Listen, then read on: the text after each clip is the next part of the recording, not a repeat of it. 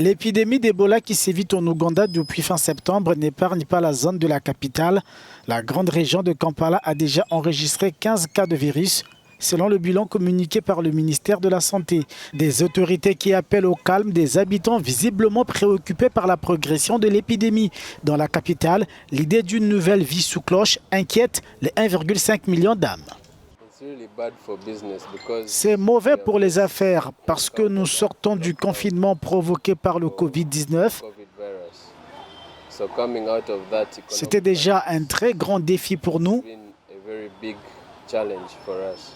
Donc, s'ils nous confinent une nouvelle fois à cause d'Ebola, il sera très difficile de sortir la tête de l'eau.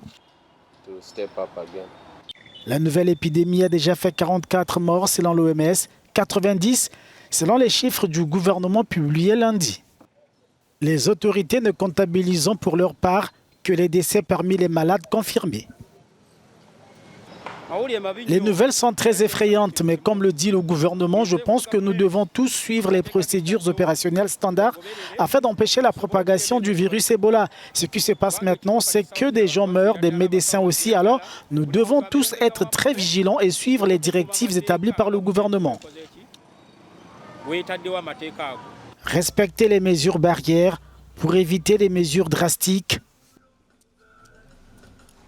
Sur ordre de Yoweri Museveni, un confinement est en vigueur dans les districts de Kassanda et de Mumbende, épicentre de l'épidémie, depuis le 15 octobre.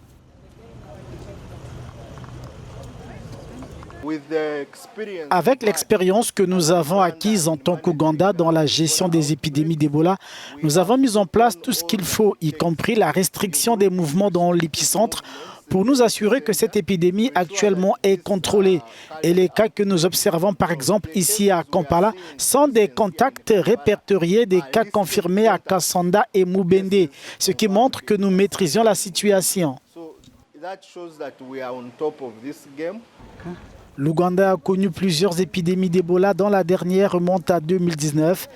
Mais il n'y a pas de vaccin contre la souche soudanaise qui sévit en ce moment dans le pays.